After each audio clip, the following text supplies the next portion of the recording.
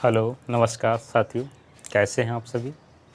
आशा करता हूँ आप सभी बढ़िया होंगे, स्वस्थ होंगे और मस्त होंगे और अपनी तैयारी को लगातार बनाए रखते होंगे। तो दोस्तों, आप सभी का हमारे मन भावना classes Uttar Pradesh YouTube channel पर हार्दिक स्वागत है। और आज की क्लास में दोस्तों हम बात करने जा रहे हैं, सब्जेक्ट हमारा कंपटीशन एग्ज़ाम के लिए है पॉलिटी, राजनीतिक शास्त्र की आज हम बात करेंगे। तो सबसे पहले इसमें हम स्टार्ट करेंगे अपना जो हमारा जो कॉन्स्टिट्यूशन है, जो संविधान है, उसके आर्टिकल से। ठीक है, हम वहाँ से स्टार्ट करेंगे तो आपको हम स्टार्टिंग आर्टिकल 1 से लेकर के लास्ट तक जाएंगे। तो आज की क्लास में हमारा मेन मकसद ये है कि आप सभी को आर्टिकल याद होना चाहिए, ताकि अगर कोई भी क्वेश्चन आर्टिकल से संबंधित आता है तो आप उसका अच्छे से आंसर दे सकें। तो चलिए चलते हैं। सबसे पहले बात कर लेते हैं संविधान की। संविधान में कितने आर्टिकल हैं, कितने भाग हैं, कितनी अनुसूचियाँ हैं। तो दोस्तों, अगर हम बात करें संविधान में,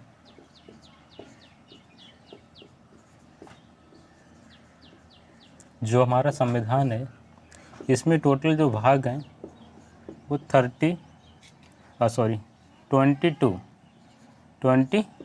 22 भाग हैं।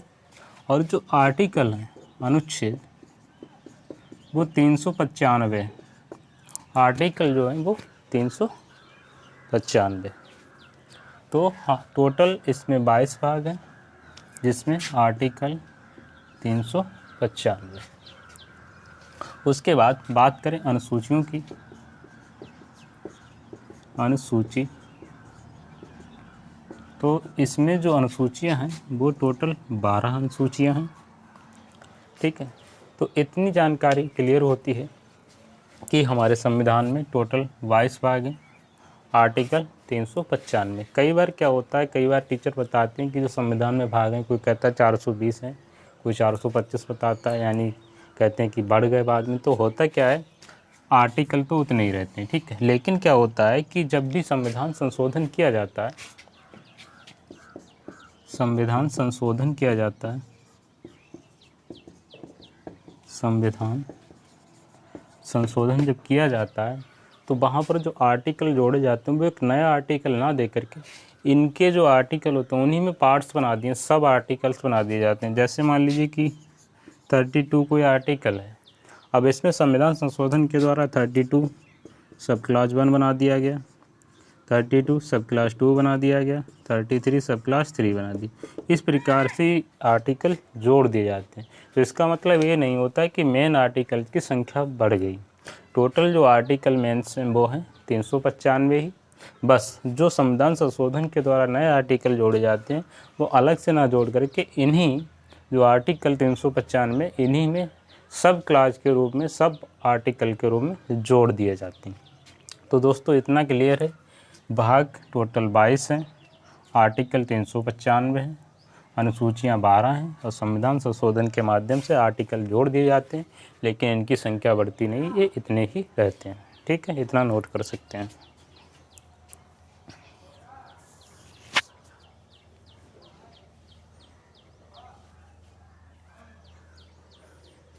इसके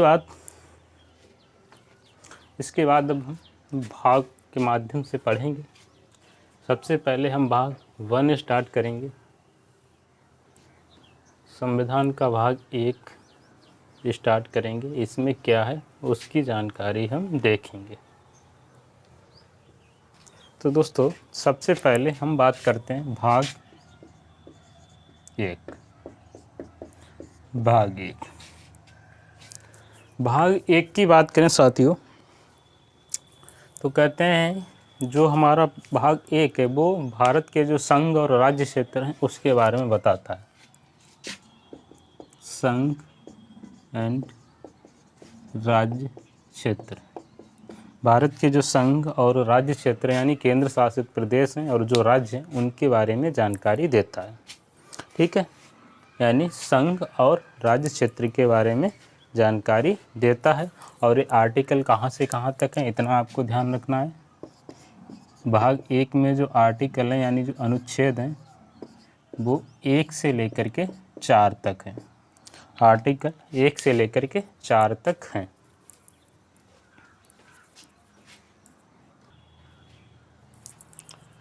ओके दोस्तों, तो जो पहला भाग 1 है संविधान का, इसमें 4 आर्टिकल्स 1 से लेकर के 4 यानी टोटल 5 आर्टिकल्स बनते हैं। 1 2 3 4, ठीक है, यानी कि कितने हुए? 4 ही हुए।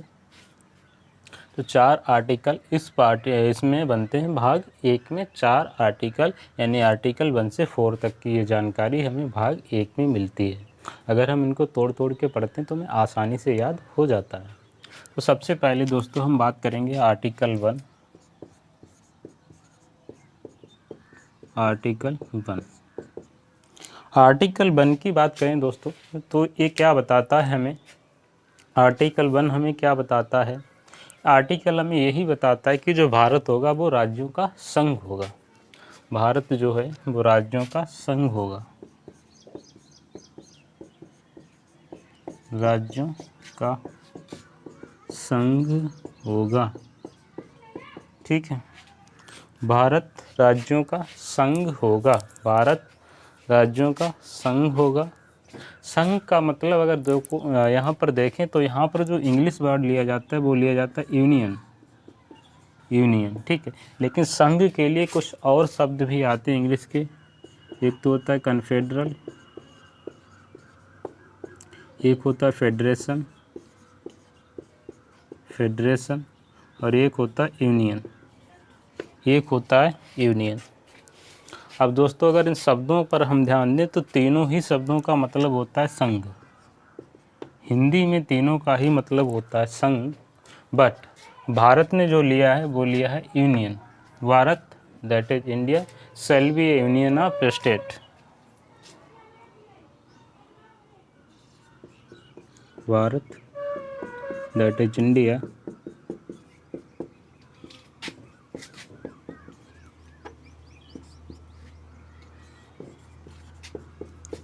shall be a union of state।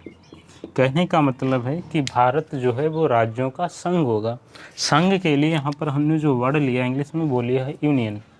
अब अगर हम समझें इन तीनों का मतलब क्या होता है तो तीनों का हिंदी मतलब संघ ही होता है, लेकिन इनका जो विचारधारा है संघ शब्द की वो अलग अलग हो जाती है। कन्फेडरल की बात करें तो यहाँ पर संघ ही होता है, लेकिन ये बहुत कमज़ोर होता है। यहाँ पर ये बहुत कमज़ोर होता है, क्योंकि क्या होता है इंग्लिश में वर्ड जो होते हैं हिंदी मीनिंग तो एक ही निकालते हैं, लेकिन उनका जो सेंस इंग्लिश का होता है वो थोड़ा अलग हो जाता है। तो कन्फेडरल का जो सेंस निकलता है बहुत कमज़ोर से होता है, यानी यहाँ पर जो राज्य होंगे, जो पूरा देश है जो राज्यों से बना होगा वो बहुत ही कमज़ोर होगा, यानी राज्य जब चाहें उससे अलग हो सकते हैं।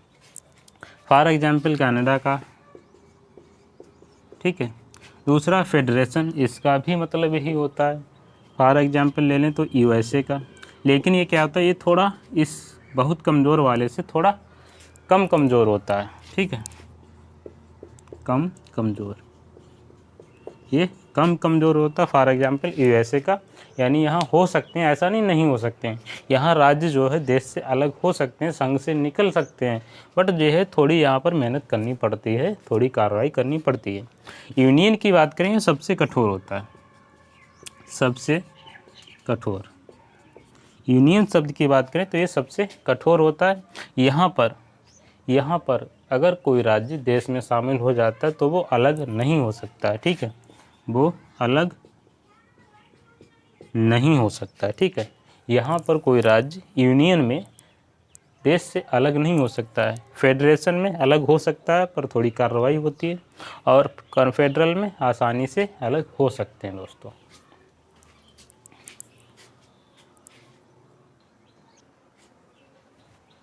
ठीक है दोस्तों, तो ये हो गया भाग 1 का आर्टिकल 1। आर्टिकल 1 कहता है कि जो भारत होगा वो राज्यों का संघ होगा, यानी कि भारत दैट इज इंडिया, दोनों यहाँ पे वर्ड दिए हैं, भारत भी दिया है और इंडिया भी दिया है। Bharat that is India shall be A union of state, यानी राज्यों का संघ होगा। यूनियन यहाँ पर जो अर्थ है इसका वो होता है सबसे कठोर, यानी कोई राज्य यहाँ पर अगर जुड़ जाता है किसी देश में तो वो अलग नहीं हो सकता है। फेडरेशन मतलब थोड़ा कम कमज़ोर होता है, कोई भी स्टेट अलग हो सकता है लेकिन थोड़ी कॉन्स्टिट्यूशनल कार्रवाई होती है। कन्फेडरल बहुत कमज़ोर होता है, यहाँ पर आसानी से कोई भी राज्य देश से अलग हो सकता है दोस्तों। तो ये रहा हमारा आर्टिकल 1। क्या होता है कि अगर मुखिया कमज़ोर होता है तो वहाँ पर जो सदस्य होते हैं वो आसानी से अपनी मर्ज़ी से काम कर सकते हैं, ठीक है। लेकिन अगर मुखिया बहुत मजबूत है तो वहाँ के सदस्य भी अपनी मर्ज़ी से कुछ जल्दी नहीं कर पाते हैं, ठीक है। जैसा हमारा फैमिली में होता है वैसा ही यहाँ पर है। पॉलिटी पूरी फैमिली पर डिपेंड होती है, फैमिली के मायने से आप उसको समझ सकते हैं, ठीक है। जिस परिवार का मुखिया सबसे कठोर होगा वहाँ पर परिवार ऐसे अलग नहीं हो सकता है। तो वहाँ पर अब हम बात करेंगे इसका आर्टिकल 2, तो आप इसको नोट भी कर सकते हैं।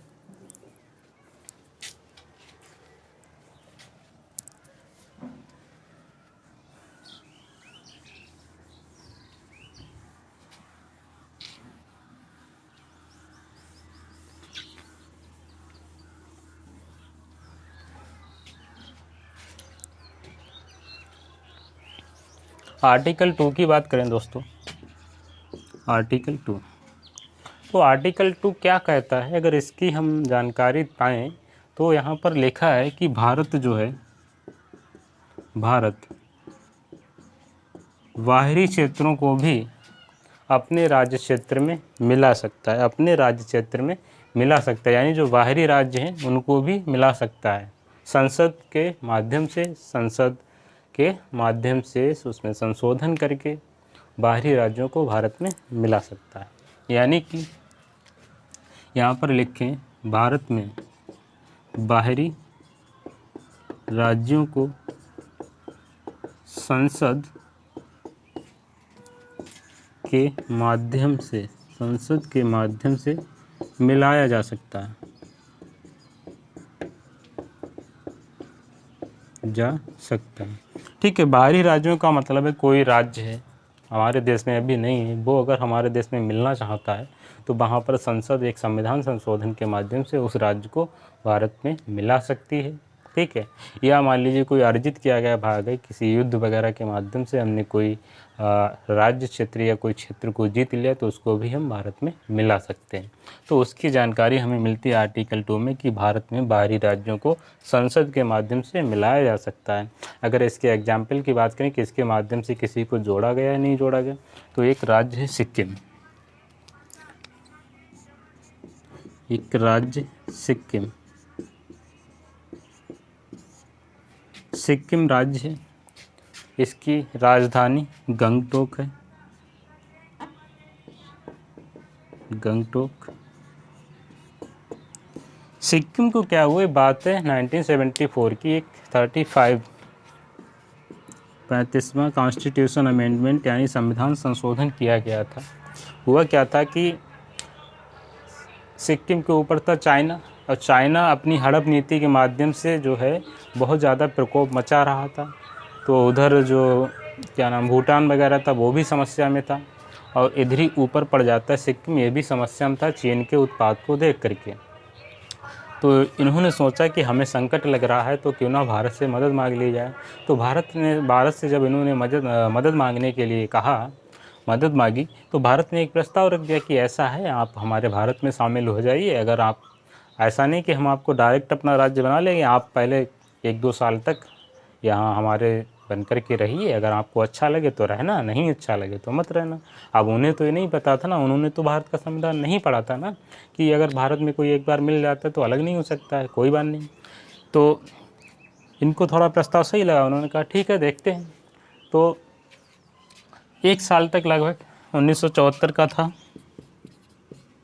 1974 में 35वां संविधान संशोधन के माध्यम से इसको एक अस्थायी रूप से भारत का राज्य बना दिया गया, भारत का एक केंद्र शासित प्रदेश बनाया गया था, ठीक है, अस्थायी रूप से, अस्थायी रूप से, ठीक दोस्तों, गर्मी बहुत है, अस्थायी रूप से, अस्थायी रूप से 1974 में 35 कॉन्स्टिट्यूशन अमेंडमेंट के माध्यम से इसको भारत का एक अस्थायी केंद्र शासित प्रदेश बना दिया गया था। लेकिन जब ये 1 साल तक रहे तो इनको लगा कि हम तो कोई दिक्कत नहीं है, हम आराम से जैसे भारत के अन्य राज्यों में लोग रह रहे हैं वैसे हम भी रह रहे हैं, तो हमें यहाँ कोई दिक्कत नहीं है और फिर हमें सुरक्षा भी मिल रही। तो इन्होंने फिर कहा कि हम अब परमानेंट रूप से आपके होना चाहते हैं, तो फिर 36 कॉन्स्टिट्यूशन अमेंडमेंट किया गया 1975 में, और उसके माध्यम से इसको स्थायी राज्य बना दिया गया। उसके माध्यम से इसको स्थायी राज्य बना दिया गया। तो यहाँ पर ये जो कहा गया कि भारत में बाहरी राज्यों को संसद के माध्यम से मिलाया जा सकता है, तो संसद ने मिलाने के लिए 35 कॉन्स्टिट्यूशन अमेंडमेंट किया 1974 में, और इसको अस्थायी राज्य बना दिया, क्योंकि ये केवल देखना चाहते रहकर देखना चाहते थे कि हमारे साथ क्या होता है। और फिर जब इनको पूरा विश्वास होगा कि अब हम यहाँ आराम से रह सकते हैं, हमें कोई जो है भेदभाव नहीं करेगा हमारे साथ, ना ही हमें कोई मतलब तकलीफ़ पहुँचाएगा, तो जब इनको विश्वास हो गया तो इन्होंने कहा कि अब हम मतलब जो है पूरी तरह से परमानेंट रूप से आपका राज्य बनना चाहते हैं। तो फिर संसद ने 36 कॉन्स्टिट्यूशन अमेंडमेंट किया 1975 में, और उसके माध्यम से इसको एक अस्थायी राज्य बना दिया गया। तो ये तो हमारा है आर्टिकल 2, जो कहता है कि किसी भी बाहरी राज्य को भारत का राज्य बनाया जा सकता है संविधान संशोधन के माध्यम से। संविधान संशोधन कौन करती है? संसद करती है। तो ये है हमारा आर्टिकल 2, आप नोट कर सकते हैं।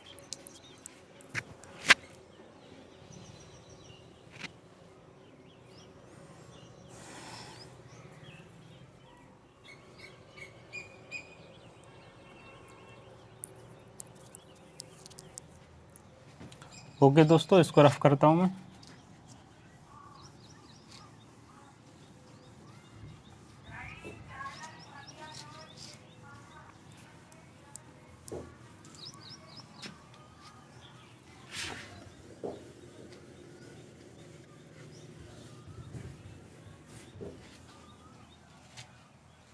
अब दोस्तों हम देख रहे हैं आर्टिकल 3। आर्टिकल 3 में क्या है, अगर बात करें इसकी, तो आर्टिकल 3 में संसद को ये अधिकार दिया गया है कि वो किसी भी राज्य में परिवर्तन कर सकता है। परिवर्तन का आशय यहाँ से उसका नाम से है, उसकी सीमा से है, उसके क्षेत्र से है। ठीक है, तो ये है हमारा आर्टिकल 3। कहा गया है कि संसद राज्यों में परिवर्तन कर सकती है। संसद जो है वो राज्यों में परिवर्तन कर सकती है। यहाँ पर परिवर्तन से आशय है उसका नाम चेंज कर सकती है, उसका क्षेत्र सीमा तय कर सकती है। ठीक है, और राज्यों को, एक राज्य को अलग भी, मतलब जो है एक राज्य से 2 राज्य को भी बनाया जा सकता है, तो वो इसी में आ जाएगी। उसकी क्षेत्र सीमा जो है उसको चेंज कर सकता है। तो ये अधिकार किसे दिया गया है? ये अधिकार दिया गया है संसद को, कि संसद क्या कर सकता है। ठीक है, तो यहाँ पर राज्य, संसद जो है वो क्या कर सकती है, राज्य जो भी होते हैं उनमें परिवर्तन कर सकती है। परिवर्तन से आज से उसका नाम चेंज कर सकती है, उसका क्षेत्र चेंज कर सकती है, उसकी सीमा भी चेंज कर सकती है। फॉर एग्जांपल बात करें तो अभी तो बता दिया सिक्किम वाला, वो आर्टिकल 2 में आ जाता है। उसके बाद दोस्तों अगर हम बात करें तो मध्य प्रदेश से, एमपी से छत्तीसगढ़, एमपी से छत्तीसगढ़ अलग हुआ 1 नवंबर 2000 को। तो इस संसद के माध्यम से ही संसद ने इसको अलग किया था, मध्य प्रदेश से छत्तीसगढ़ को निकाला था, यानी इसकी सीमा में परिवर्तन हुआ, एक राज्य से 2 राज्य बना दिए गए। कब हुआ ये? 1 नवंबर सन 2000 को। उसके बाद आपको पता है यूपी से उत्तराखंड को अलग किया गया।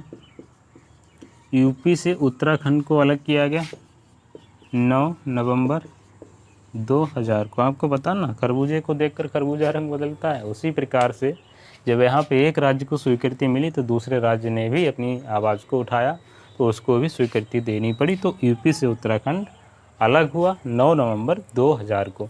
अब दोस्तों बात करें कि आखिर अलग क्यों होते हैं, तो यहाँ पर कई सारी समस्याएं होती हैं। जातिवाद की भी समस्या होती है, क्षेत्रवाद की भी समस्या होती है, कुछ विकासवाद की भी समस्याएं होती हैं, कुछ भेदभाव की भी समस्याएं होती हैं। तो लोग अपना विकास करने के लिए ऐसा सोचते हैं कि छोटा राज्य होगा तो विकास अच्छा होगा।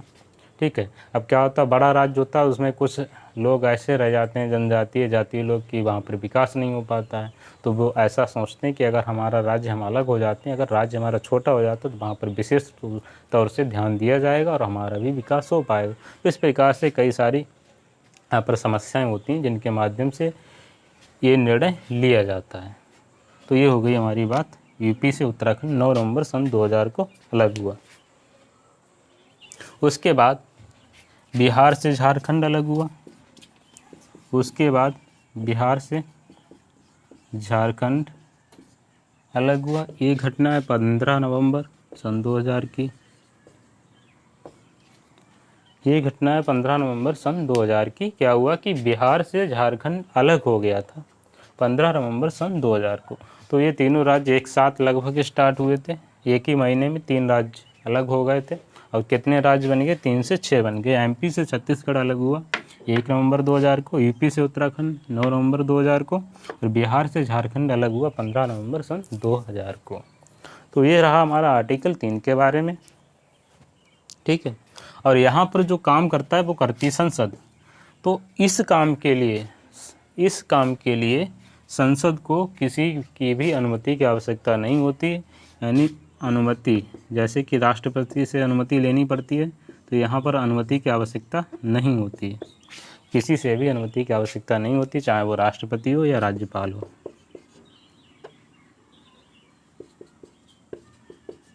चाहे वो राष्ट्रपति हो या राज्यपाल हो, उससे आवश्यकता नहीं होती है। ना ही उस राज्य से अनुमति ली जाएगी जिस राज्य से किसी दूसरे राज्य को निकालना। फॉर एग्जाम्पल एमपी से छत्तीसगढ़ को निकाला गया तो एमपी से अनुमति लेने की आवश्यकता नहीं है।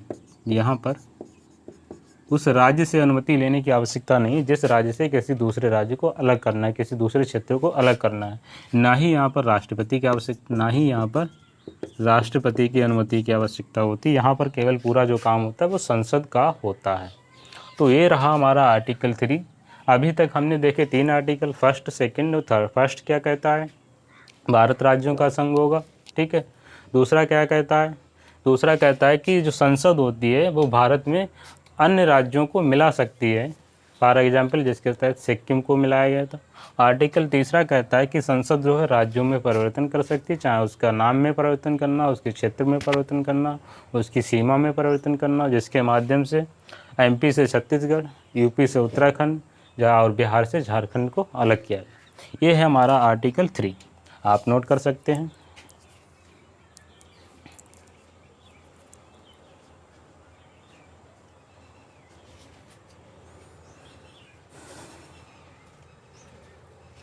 उसके बाद अब हम चलते हैं अपने नेक्स्ट आर्टिकल पर। हमारा आर्टिकल 4, इस भाग का लास्ट आर्टिकल। ये क्या बताता है हमें, इसको हम देखेंगे क्या जानकारी देता है आर्टिकल 4। तो जैसे घर में अगर जो मुखिया है, मेन व्यक्ति है, घर का हेड है, वो अगर कोई काम कर रहा है तो उसके काम में कोई दखल अंदाजी ना करे। ठीक वैसी प्रक्रिया इस आर्टिकल 4 में की गई है कि जब संसद आर्टिकल 2 और 3 के तहत काम कर रही होती है तो वहाँ पर आर्टिकल 2 और 3 के तहत काम कर रही होती है तो वहाँ पर इसको किसी की अनुमति की आवश्यकता नहीं होती। यानी ये संशोधन कर सकती है आर्टिकल संसद जब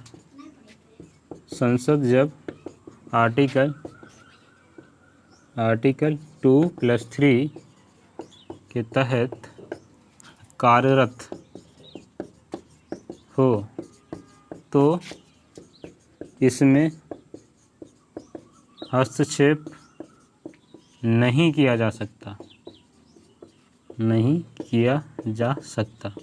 कहने का मतलब है जब संसद आर्टिकल 2 और 3 के तहत काम कर रही होती है तो वहाँ पर किसी अन्य संविधान संशोधन, जो संविधान आर्टिकल हैं, उनके माध्यम से इसमें संशोधन नहीं किया जा सकता। फॉर एग्जांपल आर्टिकल 368, आर्टिकल 368 ये संविधान संशोधन के बारे में बताता है। लेकिन यहाँ पर इसको छूट दी गई, इसमें किसी आर्टिकल के तहत हस्तक्षेप नहीं किया जाएगा। यानी सीधी सी बात है, जब संसद आर्टिकल 2 और 3 के तहत काम करेगी तो वहाँ पर किसी अन्य आर्टिकल के माध्यम से इसमें कोई हस्तक्षेप नहीं किया जाएगा, क्योंकि ये संसद का पूरी तरह से अधिकार है। इन कामों को करने के लिए संसद को किसी की अनुमति की आवश्यकता नहीं होती, चाहे वो राष्ट्रपति हो या वो राज्य हो। तो जब किसी की अनुमति की आवश्यकता नहीं है तो इसमें कोई भी हस्तक्षेप नहीं किया जा सकता है। ये रहा हमारा आर्टिकल 4। तो ये था हमारा पार्ट 1 यानी कि भाग 1 हमारे संविधान का, जिसमें थे 4 article, first, second, third, fourth. First को हमने देखा भारत राज्यों का संघ होगा। सेकंड को हमने देखा, सेकंड क्या बताता है हमें? सेकंड बताता है कि जो संसद है वो किसी भी बाहरी राज्य को भारत में मिला सकती है। आर्टिकल 3 देखा हमने। आर्टिकल 3 कहता है कि संसद किसी भी राज्य के नाम में, उसके क्षेत्र में, उसकी सीमा में परिवर्तन कर सकती है। और आर्टिकल 4 देखा हमने। आर्टिकल 4 कहता है कि जब संसद आर्टिकल 2 और 3 के तहत काम कर रही होती है तो वहाँ पर किसी अन्य संविधान के आर्टिकल के द्वारा या किसी अन्य के द्वारा उसमें हस्तक्षेप नहीं किया जा सकता। तो ये तो हमारे थे 4 आर्टिकल। अब हम नेक्स्ट लेक्चर में भाग 2 पढ़ेंगे और उसके आर्टिकल्स को देखेंगे, जो कि स्टार्ट होगा नागरिकता से संबंधित। भाग 2 नागरिकता से संबंधित है। तो आज के लेक्चर में दोस्तों इतना ही रखेंगे। आपसे हम मिलेंगे नेक्स्ट लेक्चर में। उससे पहले अगर आपने हमारे चैनल को अभी तक सब्सक्राइब नहीं किया है तो आप प्लीज़ हमारे चैनल को सब्सक्राइब कर लीजिए, ताकि हमारी इस प्रकार से आने वाली वीडियो आप तक आसानी से पहुँचती रहें। और उसको लाइक, शेयर और कमेंट करना ना भूलिएगा। तो मिलते हैं दोस्तों नेक्स्ट लेक्चर में। आज के लिए इतना ही। नमस्कार, धन्यवाद, थैंक यू।